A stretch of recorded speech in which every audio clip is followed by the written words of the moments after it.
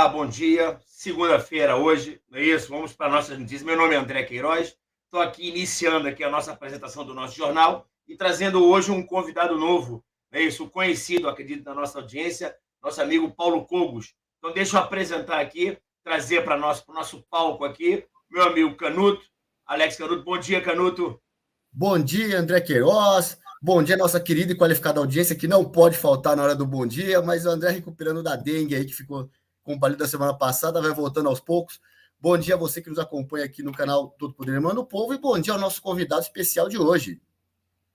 Vamos dar um bom dia nele aqui, dar um bom dia para o nosso amigo Paulo Cogos. Bom dia, Paulo Cogos. Bom dia, professor André Queiroz, meu caro amigo Alex Canuto e toda a nossa audiência.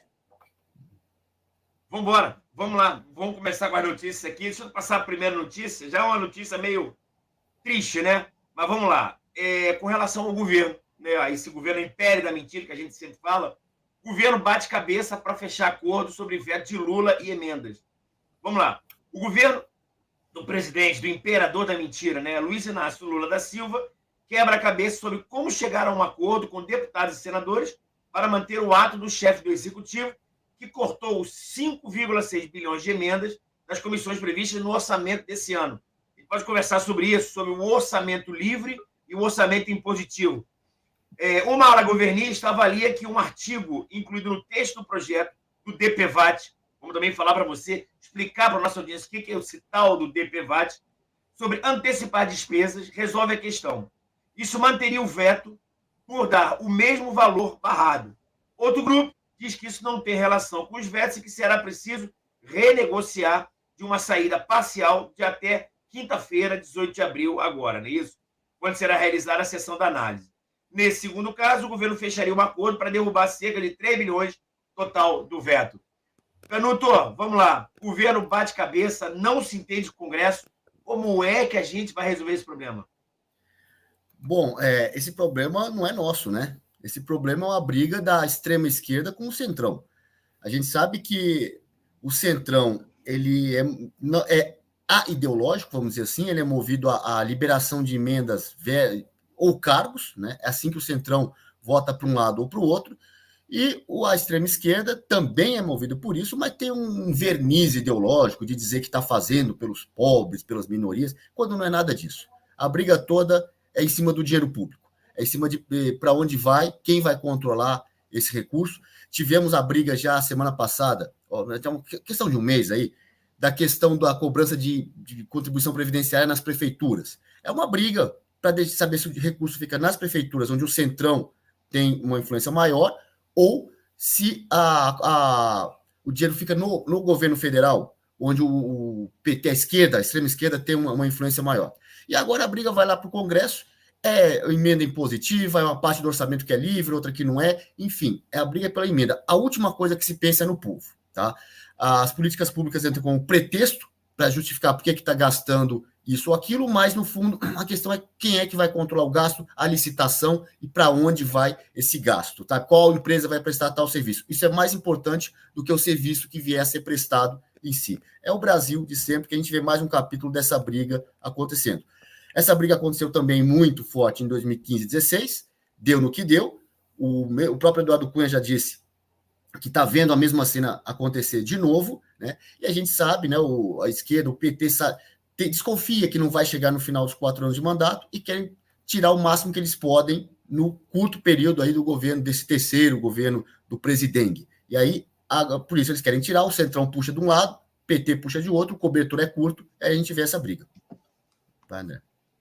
Mas aí, Cogos, o que você acha disso aí? Com relação às emendas impositivas, emenda, o que você está achando aí dessa governabilidade aí com o Congresso?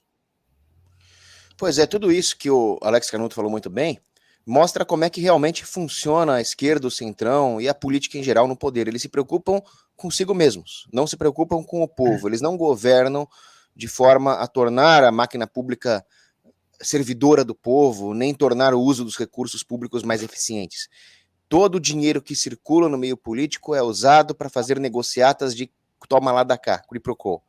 Eles saem ganhando, eles aumentam o próprio poder, eles fecham seus acordos e eles usam o dinheiro do povo para fazer essas negociatas. E toda vez que existe um corte de despesas, o que poderia ser algo bom, porque poderia implicar, por exemplo, num corte de impostos, numa redução da inflação, numa redução do endividamento por títulos públicos, toda vez que isso ocorre, o governo preenche esse vácuo com novas despesas, frutos de novas negociatas. Isso, em economia, se chama lei de Parkinson. É um economista britânico chamado Cecil Parkinson, que ele diz o seguinte: o governo sempre vai expandir-se de forma a preencher eventuais cortes de gastos. Ou seja, nunca haverá paz para o povo, ele sempre vai ser obrigado a financiar toda essa gastança. E tudo isso em detrimento da liberdade desse mesmo povo, porque tudo isso está sendo negociado em torno de um projeto que visa mais uma obrigatoriedade, mais uma taxa, mais uma arma apontada na cabeça do povo, que é a obrigatoriedade do pagamento do DPVAT. É engraçado, né, Paulo? Até fazendo uma pergunta para meus amigos de bancada, que a gente tinha aquela ideia, quem é do direito tem aquela ideia, qual é aquela ideia que não é mais correta, tá? A ideia é o seguinte: para que serve o imposto? O imposto serviria para quê? Né? Olha que frase que eu vou falar agora que não condiz com a nossa realidade. O imposto seria que eu pudesse retirar dinheiro de uma pessoa que tem dinheiro demais para repartir para a sociedade as pessoas que não têm. É isso? Então o cara ganhou muito dinheiro, o cara ele consegue, ele luta para conseguir o lucro, que no Brasil é quase que impossível. Você tem todos os impostos e todas as burocracias para que a pessoa não obtenha lucro. Depois de todo o atrapalhar do Estado, ele consegue um lucro. Aí vem aquela ideia tributarista do seguinte: preciso tributar esse indivíduo que conseguiu o lucro, apesar do Estado, pegar esse dinheiro, exercer políticas públicas adequadas e repartir para a sociedade. Isso, na verdade, com o tempo, virou quase que um roubo, um assalto à mão armada, sem que você possa se defender. Porque contra o bandido, quando o bandido te rouba, você consegue se defender. Você coloca um muro alto, você coloca uma arma dentro de casa, você coloca uma cerca eletrificada e você evita a ação do bandido. Quando você fala do imposto, onde esse imposto não é repartido para a sociedade, vira um assalto, onde você não consegue se defender, porque a própria lei te obriga a pagar isso. Então virou uma distorção completa. E, novamente, a gente fala desse governo que não é governo, é império da mentira. Império, por que império? Porque não é democrático, não há democracia nesse governo, não há projeto de nação, não há um projeto de poder. Você, na verdade, usa a lei para isso. E o pior, quando a gente fala do governo, o governo não está investindo. O governo ele está gastando. É muito diferente. Uma coisa é eu pegar R$1.000 e investir na sociedade. Melhorar 4 coisas. Eu acho que o governo só poderia atuar em 4 coisas: infraestrutura, segurança, saúde e educação. Mesmo assim, há que se pensar sobre isso. Agora, quando ele pega esse dinheiro, não investe nisso, só corta gasto de investimento nesses setores e gasta consigo, aí, meu amigo, você não tem um governo democrático, você tem um império que realmente é da mentira, sem a menor dúvida.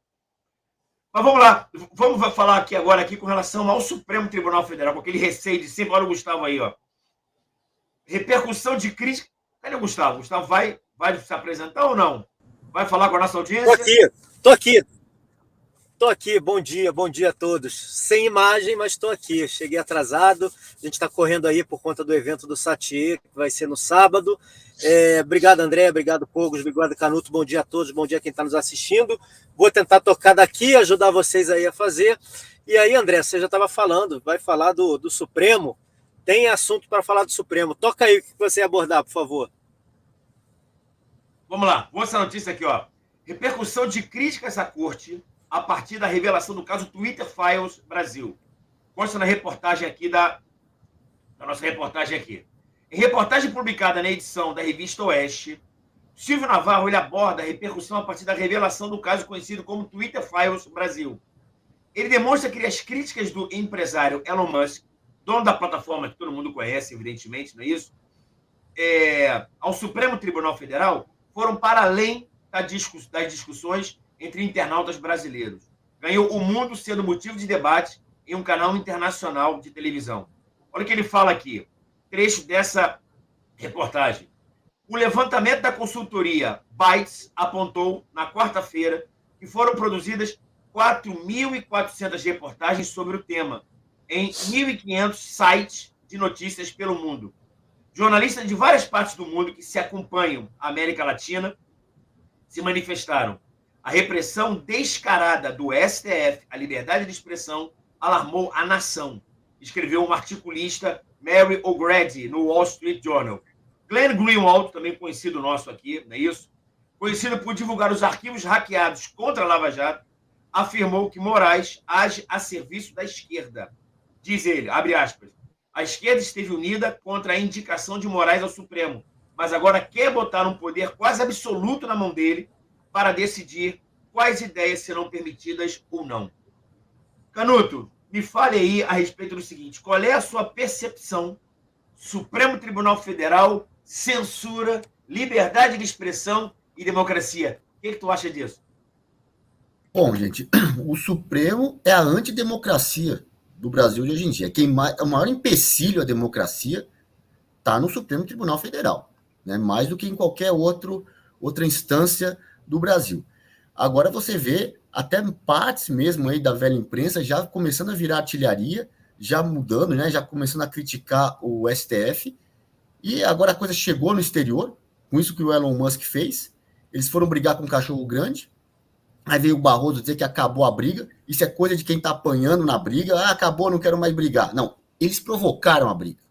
O STF provocou essa briga, né?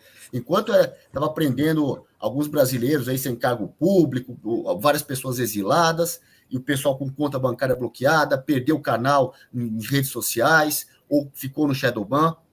Enquanto estava acontecendo isso, eles foram levando. Agora, mexeram com um cachorro grande, a briga vai ser boa. E, nesse caso, a gente torce para a briga, né, André? Sem dúvida, né? Mas vem cá, Cogos, o que tu acha disso? O que tu acha da tua posição? Supremo, censura, PL das fake news, isso tudo aí, o que você acha? Bom, certamente existe uma censura brutal no Brasil e ela é perpetrada por um abuso de poder vindo do judiciário. Uma ditadura do judiciário, como dizia Rui Barbosa, contra a qual não há a quem recorrer. E aí houve uma força externa, que foi o Elon Musk, com um poder informacional e financeiro muito grande, que não sendo cidadão brasileiro pôde falar aquilo que os cidadãos brasileiros não puderam falar porque existe censura, nossas vozes estavam caladas. Então, na verdade, o Elon Musk não está interferindo no Brasil, ele está apenas dando voz, falando a verdade, aquilo que os brasileiros não podiam falar porque existe censura. Houve uma perseguição do Alexandre de Moraes contra o Elon Musk, justamente provando o ponto do Elon Musk. E o fato é que nós chegamos nessa situação porque, embora não exista a previsão constitucional de um poder moderador, o aparelhamento das instituições levou-as a considerar o próprio judiciário como uma espécie de poder moderador. Então se criou uma ditadura judiciária extraconstitucionalmente por um entendimento errado de que eles poderiam gozar desse poder. E isso é uma coisa que extrapola qualquer limite ético ou mesmo constitucional, e que o povo tem o dever de ser contra. O povo tem o dever de ser contra a censura. Então eu vejo, por exemplo, a esquerda usar o X do Elon Musk para criticar o Elon Musk, e é interessante que isso é permitido, mas nós não podemos, como cidadãos a quem as instituições deveriam servir, fazer críticas a essas mesmas instituições. Ou seja, elas querem se colocar acima do povo. É muito André, estranho isso, né? Deixa eu pegar então esse gancho aí que vocês estão falando sobre toda essa repercussão no mundo e pedir sua opinião. A pergunta que você fez para os nossos amigos eu passo para você e depois eu quero saber de você também o seguinte, já emenda essa outra pergunta. A pressão, nós estamos aqui há mais de um mês falando, né? Todos os dias tem editorial dos grandes jornais. Começou com o Estadão, entrou a Folha, agora está o Globo, e hoje o Poder 360, a nossa capa aí da Thumb, com a imagem do Alexandre de Moraes, já destacando isso. Onde é que isso vai parar, André? O que eu acho engraçado é assim, eu às vezes, para explicar isso para uma pessoa, né, digamos um leigo, fica estranho explicar as decisões do Supremo. Como assim, André? Quando o ministro Alexandre de Moraes, tá, ele fala o seguinte, a liberdade de expressão não se pode confundir com liberdade de agressão. Eu respondo para ele humildemente, meu caro ministro, isso é óbvio. Isso é tão evidente que chega a me doer. Ninguém aqui em sã consciência defenderia liberdade de expressão, mesma coisa que liberdade de agressão. Isso é óbvio, isso é evidente. Aí ele segue, ele fala o seguinte, olha, a internet não é terra sem lei. Eu chego para o ministro e falo o seguinte, senhor ministro, me desculpe, está faltando um pouco de estudo. Porque se o senhor conseguir ler um pouquinho a legislação que fala sobre o ambiente virtual, existem leis para caramba. Quando você fala que a internet não pode ser terra sem lei, me desculpe, ou falta muito conhecimento, conhecimento de leitura. Ou então você deve ter alguma ideia subjacente a isso.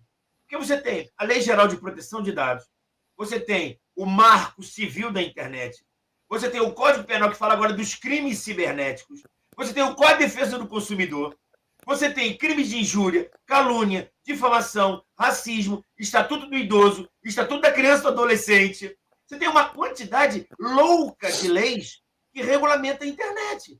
Então, como é que pode um ministro, respeitosamente, nós precisamos respeitar as instituições, não é isso? Entenda uma coisa, eu preciso respeitar a existência da instituição, mas não significa dizer que eu tenho que concordar com as decisões do agente da instituição. Então, se eu respeito a Polícia Federal, é uma coisa. A existência da Polícia Federal tem que ser defendida, claro. Agora, não posso concordar com decisões de alguns delegados da Polícia Federal que agem de maneira abusiva. Uma coisa é uma coisa, outra coisa é outra coisa. Então, você fica sem compreender. Se existe lei pra caramba, se quando você entra no site, é isso, você abre um perfil, você gera um contrato que é regulado pela Código de Defesa do Consumidor, Lei de Transparência, Marco Civil da Internet, Lei Geral de Proteção dos Meus Dados, não posso cometer crime, não pode falar de criança, de idoso, tem um montão de lei que defende isso, e o ministro Supremo diz que a internet não pode ser terra sem lei. Não pode dizer que liberdade de expressão não confunda com liberdade de agressão. Isso é evidente. E o que mais me dói também, que deveria regular também, por que não há essa preocupação de regulação no ambiente real? Está todo mundo se matando, o tráfico está comendo solto, as organizações criminosas não estão sendo punidas, o governo é leniente com isso. O Supremo, por exemplo, quando impediram as incursões nas comunidades, o que aconteceu? O crime organizado cresceu muito. Todo mundo sabia isso. É ungido, é o cara que é ungido, ele impede que haja incursão da polícia militar e, evidentemente, a criminalidade aumenta. Não dá para entender essa ausência de responsabilidade nessas medidas. Então fica uma coisa tão esquisita, tão estranha. Na própria lei que você lê, na decisão que você vê, ela não condiz com a realidade. Parece que são ungidos, que estão em outro plano, sabem tudo de tudo, toda a realidade social, mas estão longe dessa realidade. A realidade e as decisões completamente dissociadas da nossa realidade. E aí, Canuto, é impressionante como todo mundo sabia que a gente ia chegar nesse ponto, né?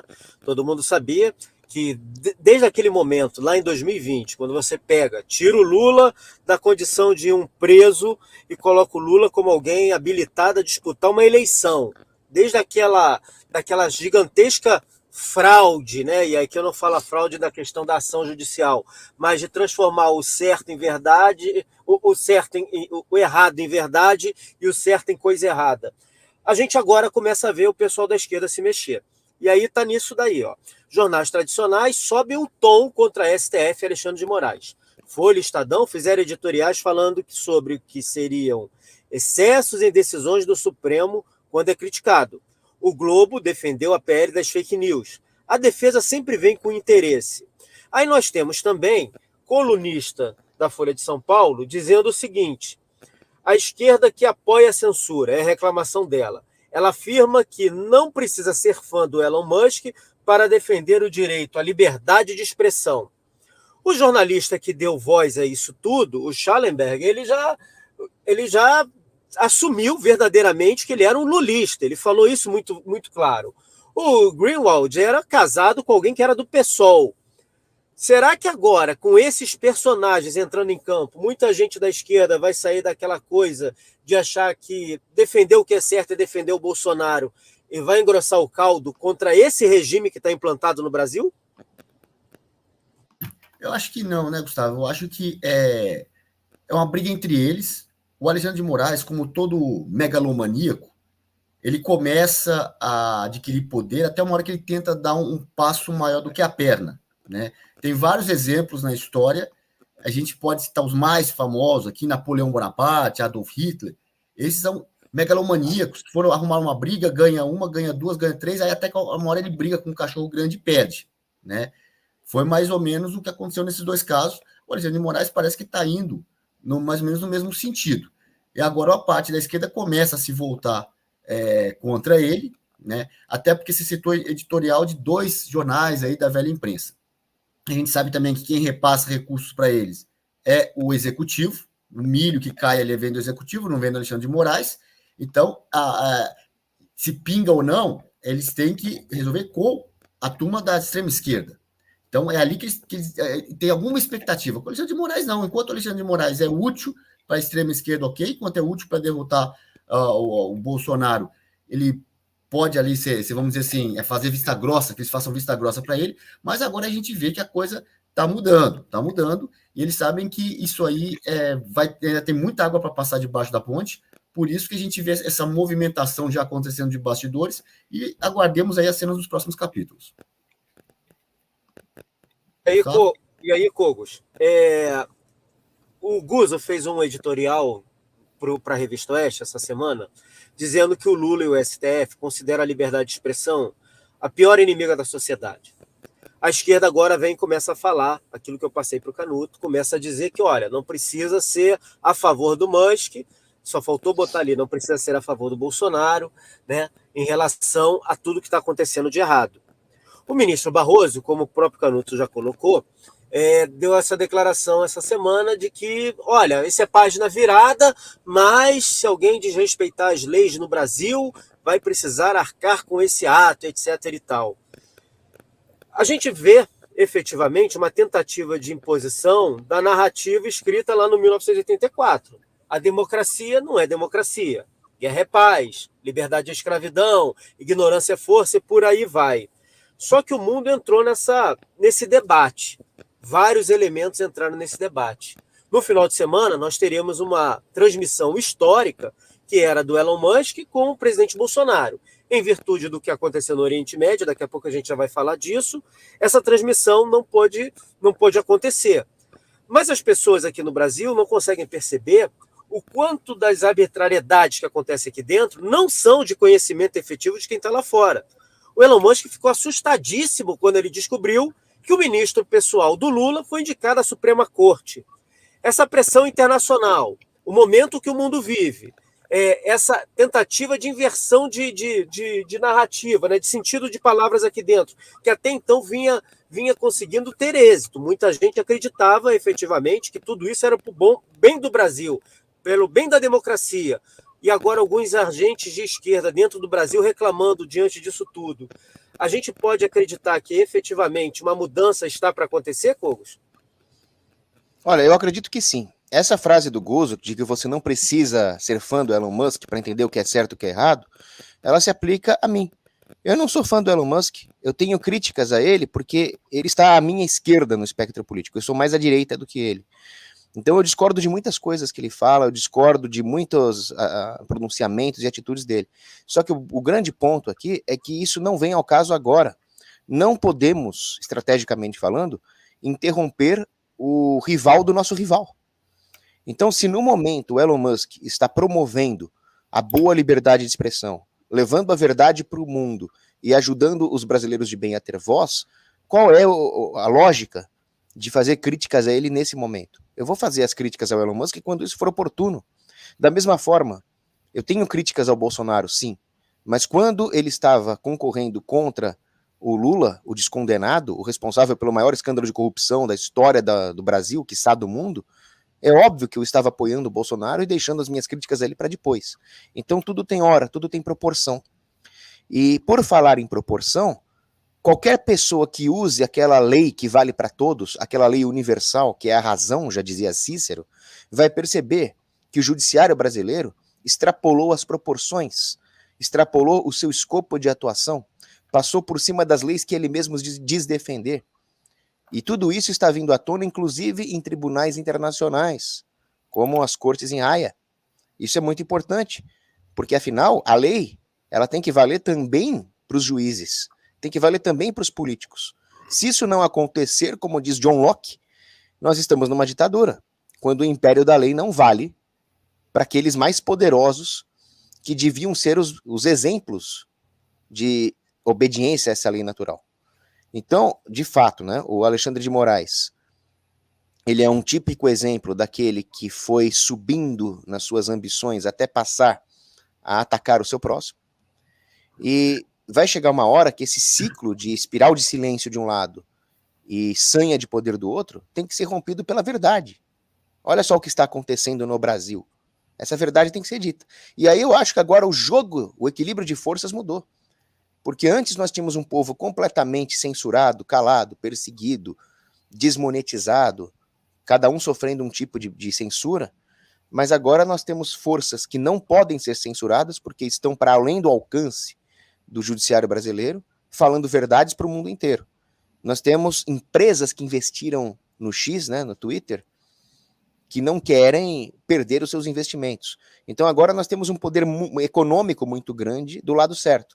Isso significa que o poder econômico é sempre bom? Não.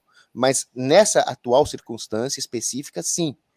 Então, Maquiavel, ele dizia o seguinte: o poder, ele é como uma junta em torno do qual todo o resto da sociedade gira. Infelizmente é assim.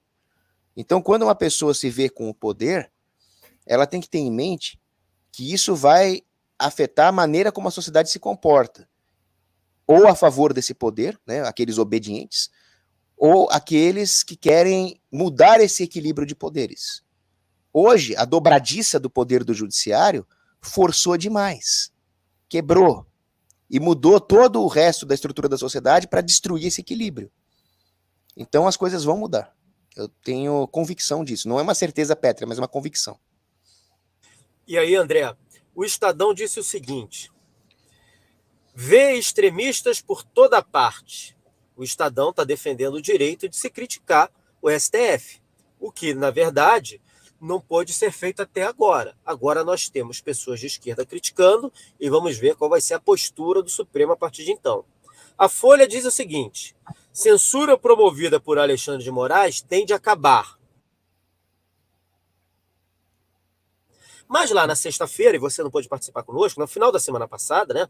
Na sexta-feira a gente debateu aqui, o STF ampliou o foro privilegiado, né? O STF foi e estendeu seu poder em relação aos políticos, e é claro que ele está transformando o Congresso num apêndice. Todo mundo fica ali limitado ao que o STF quer fazer, porque mesmo depois de ter saído do cargo, o STF pode arrumar um processo para você e te criar problemas.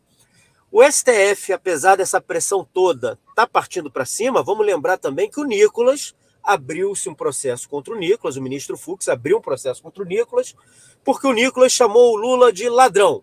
E aí o STF abriu um processo por conta da injúria, da calúnia, da difamação. Será que essa turma está fingindo, está meio que igual Maria Antonieta, comendo brioche e não está entendendo o que está acontecendo? Esse momento que o país está entrando agora, André? O que a gente fala assim é muito poder da conveniência, né? Então você vê aquele centrão, né, isso no poder da conveniência. Como assim, André? Por que você está falando isso? Estou te falando que você vê na madrugada, em voto virtual, ele só deposita o voto virtual dele, ele ampliando em muito novamente a competência, o foro para o prerrogativo de função, para a nossa audiência entender, tá? O Supremo Tribunal Federal é uma corte que deveria defender e proteger a Constituição. É um órgão inerte, está lá parado, os 11 oráculos da sociedade, é isso?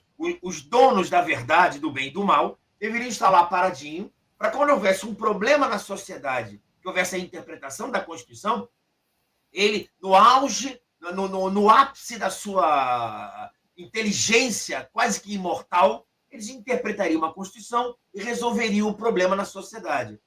Isso virou balela há muitos anos no nosso país, já há muitos anos. E o pior do que isso, o Supremo virou uma corte penal, virou uma corte não só constitucional, como penal, a ficar julgando crimes praticados por alguns. Para você ver o absurdo que já é isso, tá? O Supremo já seria um absurdo se o Supremo virasse uma corte penal de pessoas que têm foro, como presidente, deputado, senador. Só que ele foi além. Ele saiu tanto da realidade social que ele jogou o pessoal do dia 8 de janeiro. É inacreditável você imaginar que a dona Jupira, uma mulher de 70 anos de idade, 60 e poucos anos de idade, estava no lugar errado, fazendo coisas erradas, ok, que seja. Ninguém vai defender a cometimento de crime. Não golpe de Estado, evidentemente, nem abolição violenta ao Estado democrático. Mas ela deveria realmente ser julgada pelos crimes que ela cometeu, num juiz de primeiro grau, para que ela pudesse se defender em primeira instância, em segunda instância, recorrer. Ela não teve nada disso. Mas à luz, claramente, de 220 milhões de brasileiros. Eles tiraram completamente o direito de defesa da pessoa. Foram julgados pelo próprio Supremo, no inquérito instaurado pelo Supremo, onde a vítima é o julgador, onde ele não autorizou recurso, entendeu? Porque não pode recurso, que é em última instância. Acabou, está preso, calha a boca, literalmente calha a boca. Você, como um democrata, uma pessoa que entende um pouquinho de direito constitucional, você fala, eu não estou entendendo nada que está acontecendo. E o pior, o Supremo vai na madrugada e diz o seguinte, para a nossa audiência entender, olha, nós, Supremo, nós não devemos ser corte de penal, então vamos restringir o foro. Só vamos julgar as pessoas que têm foro por prerrogativa de função, desde que eles cometam o crime no curso do mandato e estejam no exercício do mandato. O Supremo, na madrugada, mudou a posição. Mudou dizendo o seguinte, ainda que ele não tenha mais função nenhuma pública, nós podemos julgá-lo. Aí você vê o Supremo mudando a posição dele, parece, para pegar um indivíduo. Sabe quem é esse indivíduo? Um tal de Jair. Um senhor chamado Jair aí, porque ele já não é mais presidente, ele vai ser julgado por nós. Como foi o contrário. Se você pegar um ex-presidente maravilhoso, um democrata, senhor Luiz Inácio, ele foi julgado em primeira instância por crimes comuns. Roubou dinheiro público, julgado em juiz de primeira instância, para ele poder ser julgado pelo Moro, para poder recorrer no TRF4, para poder recorrer para o STJ e o próprio Supremo. Para que essa pessoa que roubou ou não possa se defender. Não estão querendo estabelecer isso para um tal de Jair. Vocês conhecem a nossa audiência? Um tal de Jair, Messias, Bolsonaro? Não estão fazendo isso. Aí você observa essa movimentação do Poder Judiciário. Eu faço a pergunta, eu não estou entendendo. Aliás, eu estou dizendo que eu não estou entendendo porque eu não posso dizer o que eu acho. Porque eu acho, sim, uma manipulação, uma movimentação política num tribunal que não era para ser assim. Então você já está muito dissociado há muito tempo de um órgão jurisdicional puro, um órgão político que defenda a Constituição, que defenda a sociedade. Isso já acabou há muito tempo. Agora, a dúvida é como resolver isso? E, novamente, vou tirar o Supremo do meu comentário. Quando você pune o mal policial, se você condena o mal... É óbvio que quando um policial morre, toda a sociedade morre com ele. Mas quando eu condeno um mal policial, um policial corrupto, um policial assassino, um policial que matou um inocente, quando eu tiro esse indivíduo e condeno ele e tiro ele da corporação, eu limpo a corporação. A corporação fica mais rígida ou menos suja, porque eu retirei o joio do trigo. Agora, o problema, quando você coloca dizendo que todo policial é bandido ou todo policial defende a sociedade, eu sujo a instituição como um todo. Eu preciso depurar os maus policiais dos bons policiais. Isso vale para a polícia, vale para o nosso jornal, vale para uma família, vale para tudo, para a escola, para tudo, inclusive no Poder Judiciário. E nessa confusão toda que a gente está vivendo, nos problemas internos, né, que o brasileiro vem sofrendo, nós sempre falamos aqui da ligação umbilical dos problemas internos com os problemas externos e o jogo de poder lá de fora, que influencia muito aqui dentro. E no final de semana, roubando a cena, porque até então o assunto mais comentado no Twitter brasileiro e comentado no mundo inteiro era o que se passava no Brasil, a gente teve o ataque do Irã a Israel e a gente vai falar disso. Antes disso, deixa eu pedir para você que está nos assistindo, compartilhar o link aí da nossa transmissão. A gente, como sempre, sofrendo muito com a restrição aqui dentro do YouTube. Também estamos transmitindo lá no Twitter. Bom, mas voltando para o assunto, a gente teve um ataque a Israel, né, Canuto? A gente teve aí esse ataque por conta do Irã. Muita confusão à noite, as pessoas não entendendo direito o que estava acontecendo, o que estava efetivamente acontecendo, o que levou a esse ataque. E para influenciar aqui dentro, nós temos já a postura do governo brasileiro, né, as declarações do Brasil. O Brasil não condenou o Irã nesse ataque. E por que eu estou falando disso? Porque quando nós tivemos, no início do ano, talvez o período mais tranquilo para o presidente da República, apesar de tudo, onde eles estavam até comemorando o fato do recesso do Congresso, que eles podiam estar passando ali os vetos do presidente, fazendo uma série de coisas, o presidente deu aquela declaração em relação ao Hamas, em relação a Israel, chamando Israel de nazista, etc. e tal. Então isso vem trazer pressão agora também para o governo internamente. E pressões objetivas, inclusive. Questão da gasolina, interferência da Petrobras, enfim. Sem entrar ainda no conflito, mas como é que você vê, a partir de agora, esse ataque do Irã, a possibilidade de Israel reagir a esse ataque, também enfim, atacar o Irã. Como é que você vê o que aconteceu lá fora influenciando nesse cenário aqui dentro, Canuto? Bom, então vamos lá, vamos tentar ser breve aqui. O que aconteceu lá, seguinte, o Irã vem há anos com um novo conceito de guerra, que seria guerra por procuração. Ele não ataca diretamente Israel. Ele financia grupos terroristas como o Hamas, como o Hezbollah, como os Houthis do Iêmen, como o Estado Islâmico. Todos eles são financiados, dando arma e dinheiro, e sua base, vamos dizer, a infantaria, os soldados ali não são iranianos, o resto é tudo Irã. Alguns anos atrás, os Estados Unidos conseguiram eliminar o líder, que era o Qasem Soleimani, era o general iraniano que coordenava essas milícias, esses exércitos de procuração do Irã. E agora, a semana passada, Israel conseguiu pegar um dos sucessores, vamos dizer, do Qasem Soleimani, que estava na embaixada, ou na casa ao lado da embaixada do Irã, no Líbano. Acho que provavelmente em Beirute. Acertaram um alvo perfeito, não foi para matar criança, para acertar civil, gente que não tinha nada a ver com a história, nada disso. Era para pegar o cabeça aí que financia, o cabeça iraniano que financia essas milícias. Aí o Irã vem dizer que vai se vingar, né? E manda um monte de bomba lá para Israel. Os dados que eu tenho da Karina Michelin, tirando o Twitter dela aqui, que 99% dos drones e mísseis iranianos foram abatidos por Israel, 31 pessoas ficaram feridas, né? Sendo 2 crianças, uma de 10 e 7 anos, só isso, né? Quer dizer, só que a gente disse porque o alvo do Irã era matar muito mais gente do que isso. Eles não mataram ninguém. Feriram 31, o que para Israel é muito, para o Irã é pouco, né? Mas feriram 31 pessoas. Ou seja, e 99% do que eles atiraram não conseguiram sequer acertar o alvo. Aí eles saem cantando vitória, o Irã diz que para eles está resolvido, né? O Irã diz que agora por eles acabou tudo aí, está vingado, né? E tudo bem. Parece o Barroso falando, acabou a discussão.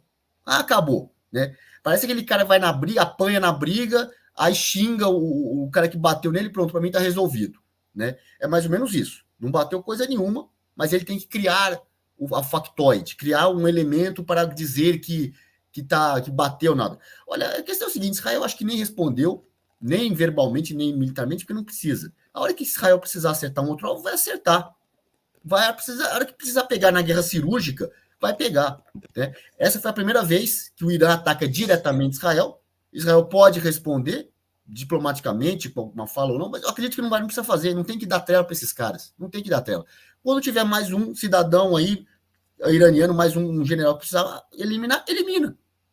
Esses caras não vão parar. Só vai parar que derrubar esse governo ditatorial do Irã, né? E o reflexo disso aqui dentro. O governo brasileiro está querendo enfiar o Brasil no meio de uma guerra. Eu já fiz aqui há um mês atrás a comparação com o Mussolini, que enfiou a Itália na Segunda Guerra. A briga não era da Itália, era da Alemanha, que queria brigar com a União Soviética, acabou brigando com França e Grã-Bretanha. Aí o Mussolini coloca a Itália no meio da guerra, né? E ele só em 1943, quando os aliados desembarcam na Sicília, quando a guerra chega dentro do território italiano, eles derrubam Mussolini, que era o primeiro-ministro da Itália, diga-se de passagem, eleito democraticamente, dentro da lei. Aí derrubaram o Mussolini, que é primeiro-ministro, o impeachment, vamos dizer, entre aspas, o impeachment, né, mais fácil. Então fizeram o impeachment do Mussolini a hora que a guerra entrou no território italiano. E eu pergunto, nós vamos esperar o Lula trazer a guerra para dentro do território brasileiro para empichar esse cara? A hora que a Venezuela entrar no Brasil, que o Lula tá louco para deixar a Venezuela entrar aqui para invadir a Guiana, ou a hora que ele arrumar uma outra confusão com alguém aí no exterior e tiver o desembarque aqui, bomba no Brasil, agora vamos empichar o Lula. Em 2015, 2016, tivemos que esperar o Brasil atingir o pico, a pior crise econômica da nossa história. O gráfico da economia lá embaixo, vamos empichar a Dilma. Agora é economia e guerra. Nós vamos precisar esperar chegar lá embaixo para empichar o Lula? Essa é a pergunta que fica no ar. Gustavo? Sem som? Tô aqui. Tô aqui com o som. O Cogos, internamente, né, dentro do Brasil, nós temos a questão do petróleo, é o que mais impacta, né? E a inflação lá no exterior, porque você eleva a taxa de juros, os bancos centrais tendem a aumentar as taxas de juros lá fora e tiram o dinheiro aqui de dentro. Mas o dinheiro já está saindo daqui de dentro, né?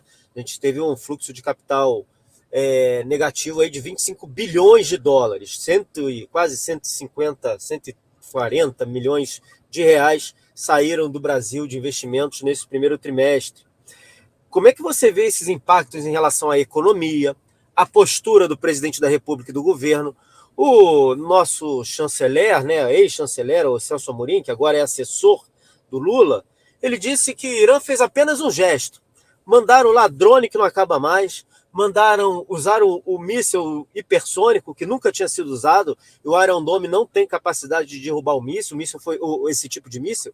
Os mísseis foram derrubados pelas forças aéreas de Israel, da Inglaterra, dos Estados Unidos, que interferiram na guerra, interferiram nesse ataque. Nós tivemos outros 4 países efetivamente ajudando o Irã nesse ataque. A gente teve participação do Hezbollah, lá da Síria, território iraquiano foi usado, Iêmen foi usado, enfim. Como é que você vê a postura do governo brasileiro, falar para a sociedade que o Irã está apenas revidando isso daí, já pegou muito mal para o Lula falar que o Hamas não era grupo terrorista, o impacto na economia, como é que você acha que isso vai refletir aqui dentro a partir de agora? Vai ser péssimo para o Brasil em todos os sentidos. Alguns por culpa do próprio governo brasileiro, outros que fogem ao nosso controle. Por exemplo, a questão macroeconômica, né? Com a taxa de juros no mercado externo subindo, certamente vai haver essa saída de capitais do Brasil, porque vai se tornar mais atrativo para os investidores investir onde as taxas de juros estão mais altas. E tem um problema cambial também. As moedas estrangeiras vão se valorizar em relação à nossa. Então a tendência é que o câmbio se desvalorize, o real acabe se desvalorizando. Sem contar que no Brasil nós não temos uma autossuficiência no ciclo produtivo do petróleo. E isso se agravou com o governo Lula. Porque quando o Lula descolou o preço do petróleo no mercado interno dos preços internacionais, não houve mais atratividade para os investidores investirem no ciclo de distribuição do petróleo. Porque isso ia requerer o quê? Ia requerer comprar insumos internacionais, que estão com preço mais alto, mas vão lucrar num mercado onde os preços estão artificialmente baixos por culpa dessa política do PT. Em relação à diplomacia política externa, é pior ainda. Porque o Brasil, com o Lula, escolheu se aproximar de grupos terroristas. E isso nos torna um pária na comunidade internacional. Isso também afasta oportunidades de parcerias, de negócios, de investimentos, de transferências de tecnologia, prejudica a defesa nacional, prejudica o poder de barganha do Brasil e das empresas brasileiras no mercado externo, é horrível. E um comentário ético agora, né? O Irã ataca Israel com uma arma nova, um míssil hipersônico, mata uma menina por causa dos destroços. Se dependesse do Irã, morreria muito mais civis israelenses. E o Celso Amorim vem falar que o Irã fez um gesto. Mas que tipo de gesto? Ele mostrou o dedo do meio, por acaso? Não. Ele atacou concretamente Israel, objetivando alvos civis. Eles não ligam em matar civis israelenses, mesmo porque toda a ideia dos ayatolás e do Hamas é exterminar completamente os civis israelenses. O Irã é xiita. O Hamas e a autoridade palestina são sunitas. E eles são inimigos entre eles. Então, como é que existe essa aliança entre o Irã e o Hamas, por exemplo? É porque os dois partilham da ideia de destruir completamente, exterminar completamente os civis israelenses.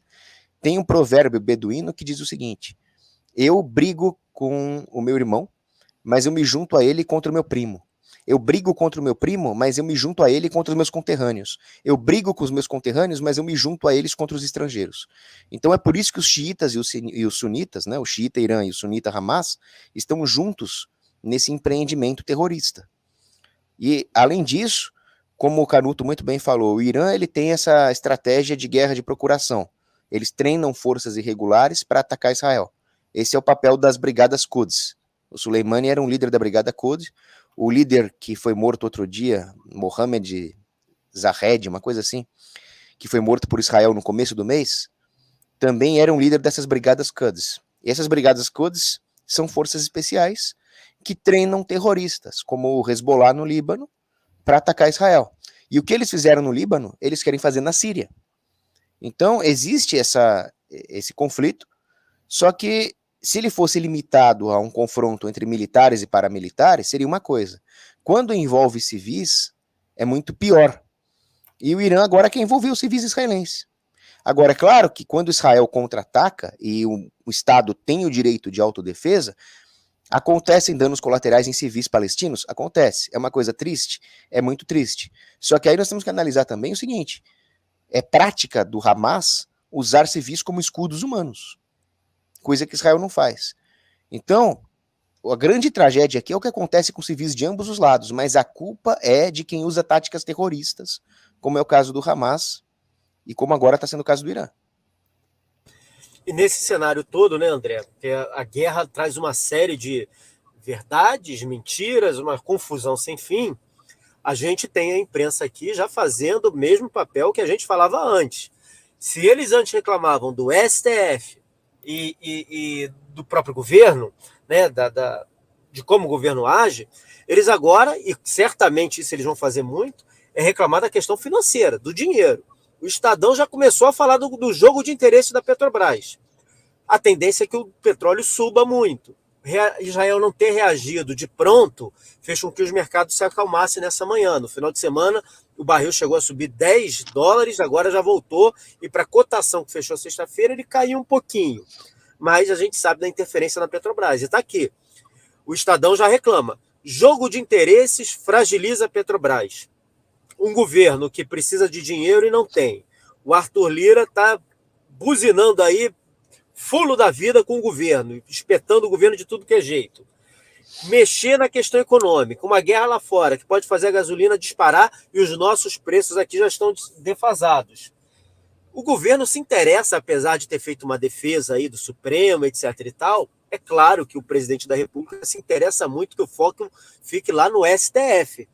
Mas será que o povo brasileiro pode ter uma alegria e, de repente, ver espirrar gente de tudo que é lado no judiciário e no executivo, André? Olha só, é aquela história, né? Se está tudo errado, algo que mude parece que às vezes é impossível mudar para pior. Mas para nossa audiência entender o seguinte, existe uma teoria, tá, que alguns acreditam, que você tem, na verdade, no mundo, no globalismo mundial, tem 3 grandes impérios, tá? E que são representados. Não estou dizendo que eles são os únicos representantes, mas eles basicamente são os grandes representantes. Primeiro, o império econômico seriam os Estados Unidos. Não estou dizendo que ele é o único, mas seria os Estados Unidos. O império político-militar, que seria Rússia e China. E o império religioso, que seria o Oriente Médio. Você tem um império religioso, Oriente Médio, império econômico, Estados Unidos, e império político-militar, China e Rússia. É claro que não é isso. Os Estados Unidos também são um grande império militar, não é isso? E você tem também... O que eu estou querendo dizer isso? Nessa briga desses 3 impérios, é óbvio que China também é um império econômico, querendo ganhar esse protagonismo nesses impérios. Então você tem essa briga mundial para aquelas pessoas aos quais acreditam no globalismo. É isso que é diferente de globalização. Ponto. Quando você olha Israel, o Israel está no meio desses 3 impérios ali. Ele representa uma parcela de cada um deles. E o mundo hoje, existe uma grande briga entre direita e esquerda, esse grande embate, que são hoje as democracias e as autocracias. Quem é de esquerda, ele tem uma facilidade em defender as autocracias. Quem é de direita prega por pregar a liberdade extrema, liberdade, democracias. Democracia é liberdade. Liberdade de expressão, liberdade econômica, liberdade de família, liberdade de pensamento. Quem é de esquerda não quer isso. É isso, ele precisa de um Estado forte, um Estado com imposto, um Estado intervencionista. Então, e o que você vê hoje? O nosso país, lamentavelmente, sendo comandado por um imperador de esquerda, uma autocrata, que sempre chamou que o outro que era o fascista, é isso, o outro que era o grande imperador da mentira, e ele está, inclusive, querendo fazer decreto para prender quem mente. Coitado, o primeiro preso seria ele mesmo. Não é isso? Por que eu estou falando isso? Eu estou te falando que uma das estruturas de poder desse império maldito é a destruição das nossas estatais. No projeto de poder que ele precisa enfraquecer a Vale do Rio Doce, ele precisa dominar a Petrobras, dominar as estatais, não só como instrumento de poder, como enfraquecendo as empresas privadas, facilita a compra do nosso país em empresas externas, evidentemente alinhado a esse império de autocracia. Então, você lê livros que falam sobre a teoria do caos. Quando você fala teoria do caos, existe uma teoria relacionada com isso. Existe uma razão para gerar o caos. Porque não dá para você entender o que chega um ministro, por exemplo, do Supremo e falar o seguinte: olha, 60 gramas de maconha agora pode. Você está me dizendo, então, que toda pessoa que tiver 59 gramas de maconha é usuário e não é traficante, não vai ser preso? É claro que eu gero um caos na sociedade. Quando eu falo que a mulher, a qualquer dia da gestação dela, como ela que manda naquele bebê, naquele feto, ela pode tirar quando ela quiser, quando ela acordar de manhã e tirar, é óbvio que a ideia não é proteger a vida, não é proteger os desassistidos, não é melhorar a sociedade, mas gerar uma desestrutura do tecido social. Então eu pego um imperador que precisa dominar as estatais, ele precisa de petróleo, ele precisa de minério, ele precisa de ONGs lá fora para proteger o meio ambiente. Aqui o Brasil precisa ter uma hiperproteção ambiental para conter o nosso desenvolvimento. Eu preciso ter uma ideia de um professor militante dizendo para um molequinho de 10 anos para ele se rebelar. Rebele-se, fale a gente vamos. Esse negócio de nós vamos é besteira, é a gente vamos. Porque o nós vamos é imposto por uma sociedade capitalista, imposição do seu comportamento. Rebele-se. Negro, rebele-se contra o branco. Índio, rebele-se contra o homem civilizado. Você destrói o tecido social para que esse império da mentira ele possa dominar a sociedade mais fácil, trazendo empresas de autocracias para dentro do Brasil. Por isso que é muito conveniente quando ele fala o seguinte: Israel é genocida. Por que Israel é genocida? Porque Israel é uma democracia, porque Israel é capitalismo, porque Israel representa a religião judaico-cristã, que concentra a renda na mão das pessoas. Então você percebe essa manipulação de destruição da sociedade, destruição das democracias no Oriente Médio. Audiência, Israel é a única democracia no Oriente Médio. O resto são autocracias. Você é homossexual, bota o cara lá em cima do prédio e empurra o cara. Você é uma mulher adúltera que transou com uma outra pessoa, coloca aqui até o pescoço e vai ser apedrejada até a morte. É isso que a esquerda defende, as autocracias. Então você observa essa guerra, é isso, alguns, o proxy, Irã, por exemplo, ele não faz a guerra direta. Ele se arma com armas nucleares, financia grupos terroristas em nome de autocracias. Então, quem é democracia é problema. E o pior, eu tenho um problema de concentração de riqueza nas famílias, concentração de riqueza na religião, concentração de riqueza no poder de um pai perante um filho. Eu preciso destruir isso. E as nossas estatais? O que eu preciso destruir no Brasil? Proteger o meio ambiente demais, para que não gere o nosso desenvolvimento socioeconômico, a nossa infraestrutura. Preciso destruir a Petrobras com preços, independentemente de internacional do petróleo. Eu preciso destruir e enfraquecer a Petrobras. Eu preciso enfraquecer a Vale do Rio Doce. Eu preciso enfraquecer o agronegócio. Por quê? Porque se virar um poder econômico, vira poder político e me tira do poder. Eu preciso dizer que é agronegócio, preciso utilizar políticas públicas da Petrobras para me manter no poder, e a empresa privada Vale do Rio Doce, como já é privatizada, eu preciso botar um dirigente meu lá para reduzir o seu valor de mercado para que eu possa vender para as empresas externas. É método. Nada disso é por acaso. Quem lê O Diabo do Livro, ele te explica no mundo como é que eles utilizaram disso. E o pior, a gente tem um exército gigantesco de imbecis que continuam achando que é tudo amor, que é na base da picanha. É um exército de imbecis. E eu preciso mantê-los imbecis. Sabe quem eu chamo? O Paulo Freire, para pegar o filho do imbecil, manter imbecil, para quando ele tiver 16 anos, novinho, ele não responde criminalmente, não. Se ele mata alguém, ele não responde plenamente. Mas na hora de votar, ele vale o voto igual ao meu. Não temos voto censitário, o voto é universal, vale igual, Paulo Freire na cabeça, Karl Marx na ideia. O Brasil não vai crescer nunca diante dessa estrutura. Como é que você quebra essa estrutura? A gente sabe. Primeiro, de fora, nos ajude. O bilionário do foguete dá uma força aqui. E aqui dentro, nós, sem cometimento de crimes, no dia 21 de abril, ir para a rua, só falar o que pensa, sem cometimento de crimes. Isso é democracia. E aí, Canuto, para a gente entender até o que está acontecendo lá, o que levou o Irã a atacar, o cenário internacional, vamos lembrar que o Biden, até semana passada, fazia uma pressão enorme em cima de Israel por conta da reação de Israel a tudo que tinha acontecido, né, pelos ataques do Hamas. Hoje começa, ainda mais, para botar mais tempero nessa salada toda, começa em Nova York o julgamento do Donald Trump por conta do caso da atriz pornô de 2016. Ainda tem isso daí. O Trump falou demais no sábado, durante os ataques, né, no momento que os ataques estavam acontecendo. Ele estava em campanha presidencial e ele falou que isso tudo é culpa do governo norte-americano, que é um governo fraco, é um governo que não tem força, que é um governo que não consegue se posicionar e o mundo não respeita mais os Estados Unidos. Nós teremos eleições norte-americanas aí, elas estão chegando, mas existe sempre esse perigo do judiciário interferir, de certa forma, nas eleições. Aquilo que aconteceu no Brasil, aquilo que aconteceu muito lá atrás na Venezuela, aconteceu no Brasil, e me parece que muito das denúncias do Elon Musk é por conta disso, porque essa fórmula usada aqui no Brasil, de certa maneira, ela estava tentando ser usada, estão tentando usá-la lá nos Estados Unidos. E aí a gente tem esse fato agora do julgamento do Trump em Nova York. Enfim, como é que você vê essa possibilidade de tentarem, de alguma forma, incriminar o Trump e interferir na eleição norte-americana nesse momento em que o mundo vive o que está vivendo? Bom, Gustavo, eu acho que é cada um com a sua baleia jubarte, né? Cada um molesta a baleia que tem.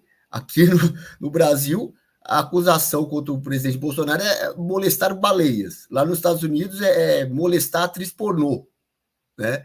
É para dar risada.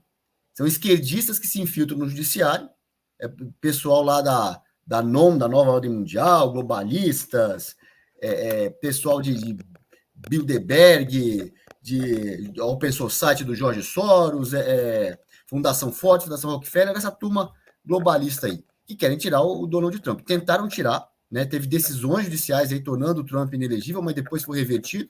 Lembrando que lá nos Estados Unidos, acho que você está com o som aberto aí, Gustavo. Tem alguém com o som chiando aí. Ó.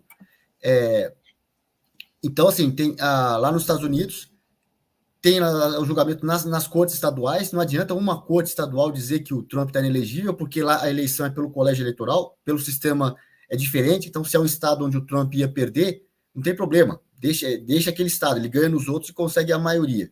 Eu não acho que vão tirar, aliás, não tem como mais tirar o Trump da disputa eleitoral, ele está elegível lá. Aí tem esse processo aí, vai responder por molestar a atriz pornô. Engraçado que eles demoram 4 anos para julgar o processo. Coincidência, né? Isso era assunto na eleição passada, depois de 4 anos, agora volta a ser assunto. Se isso não afetou na eleição passada, não vai afetar agora. Acho que ninguém lá nos Estados Unidos vai deixar de votar no Trump por causa disso. Assim como no Brasil, esse pessoal da esquerda não entende o jogo que está sendo jogado. Vocês acham que alguém vai deixar de votar no presidente Bolsonaro, porque ele supostamente teria molestado baleia, ainda que tivesse uma baleia lá, ainda que ele soubesse, visse a baleia do lado dele, andasse de jet ski do lado da baleia, alguém vai deixar de votar nele por causa disso? Não. E a gente nem sabe se isso tudo aconteceu. Aqui eles procuram qualquer tipo de pretexto para atacar, para fazer um assédio judicial contra o Bolsonaro. Agora veio essa da extensão do foro privilegiado para ex-autoridades, lembrando que isso não é só para pegar o ex-presidente Bolsonaro, é qualquer conservador que já tem exercido um mandato parlamentar, e se não tiver também, eles dão um jeito de colocar, como agora estão colocando todo mundo no inquérito, até o Elon Musk, que foro privilegiado que ele tem no Brasil, um estrangeiro, um empresário estrangeiro, não tem foro privilegiado nenhum aqui, mas o Alexandre de Moraes não é polícia, não é Ministério Público. O Alexandre de Moraes que decide quem entra e quem não entra num inquérito que deveria ser presidido ou pelo Ministério Público ou pela polícia, mas não, é o judiciário que preside. E aí agora tem o assédio todo em cima do presidente Bolsonaro. Ele está inelegível, eu não sei se essa inelegibilidade dura até a próxima eleição, talvez isso caia, a gente sabe como é que são as coisas no Brasil, as decisões judiciais elas são políticas, então se houver pressão, se o cenário mudar, é possível que ele se torne elegível de novo, e se não se tornar elegível, ele vai indicar alguém e possivelmente ele vai transferir quase perto de 100% dos votos que ele tem para essa pessoa que ele vai indicar. E aí o problema passa a ser outro, passa a ser o apito amigo do judiciário, que eu falo que é muito mais problemático isso do que a urna eletrônica. A urna também é um problema, não tem contagem pública de votos no Brasil, isso é um problema, né? O Brasil, a gente fala que muito assim, estamos caminhando para virar uma Venezuela, para chegar no estágio onde eles estão, onde claramente todos os adversários do Maduro foram afastados, impedidos de se candidatar. A Rússia está num passo além ainda, que os adversários do Putin são envenenados. Na Venezuela é impedido de se candidatar. O Brasil está caminhando para isso. Em alguns lugares da Europa já se comenta, cuidado, com a nossa democracia aqui no nosso país, a gente vai virar Brasil. Olha o que está acontecendo no Brasil. Em Portugal está sendo muito falado. Se a gente não cuidar aqui, vai virar Brasil. Nós já estamos nesse estágio, caminhando para uma ditadura. Então, alguma coisa precisa ser feita e urgente no Brasil, antes que a crise econômica se agrave, antes que outros problemas externos sejam trazidos aqui para dentro. Vai, Gustavo. E aí, Cogos, o presidente Bolsonaro se elegeu usando o versículo bíblico sobre conhecer a verdade, né? E no meio dessa confusão toda, é muito difícil para as pessoas, até para a gente fazer análise, porque é muita informação, muita contra-informação, e as pessoas também entenderem o papel de cada país ou do representante político. Por exemplo, a gente está tendo agora os Estados Unidos de prontidão, declarando claramente apoio a Israel, não aceitando aquilo que o Irã fez, mas a gente sabe como é que trabalha o governo americano, esse governo americano.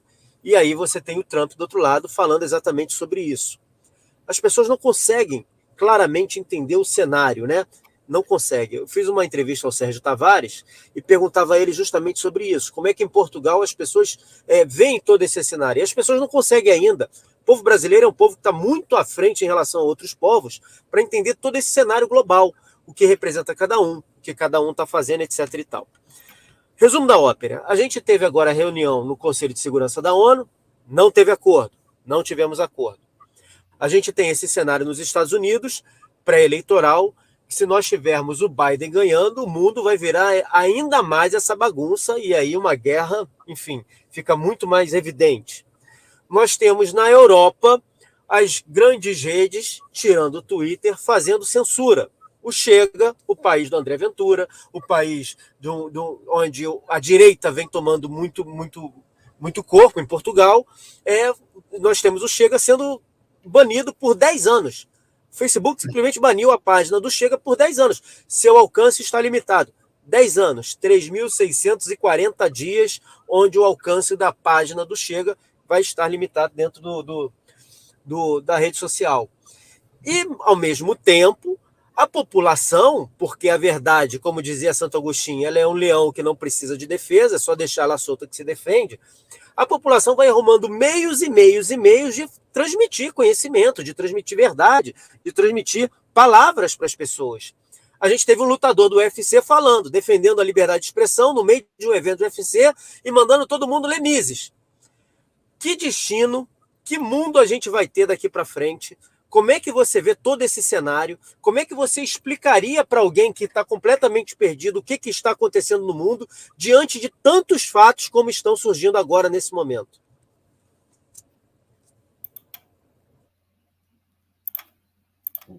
A seu som, Cogos, está sem som. Aí. Oi? Aí. Abriu o som. Oi, Gustavo. Então, o mundo hoje ele está numa encruzilhada. É possível que ele tenha uma restauração ou que ele vá direto para a derrocada. Tudo vai depender de qual vai ser a atitude das pessoas diante de tantas informações que estão chegando. Muitos grandes autores do passado, ou a própria escola austríaca de economia que você citou, com Ludwig von Mises, ou grandes santos da Igreja Católica, grandes filósofos clássicos, tudo isso está disponível hoje na internet. Se as pessoas conseguirem entender que nós temos que aprender com as pessoas que construíram a civilização, em vez de aceitar o discurso daqueles que estão destruindo a civilização, nós podemos ter uma grande restauração. Nós podemos aproveitar tudo o que aconteceu de terrível no século XX e nesse começo do século XXI para rechaçar as falsas doutrinas, as revoluções, aprender com nossos erros e blindar a sociedade contra tipos como Stalin, Hitler, etc, etc.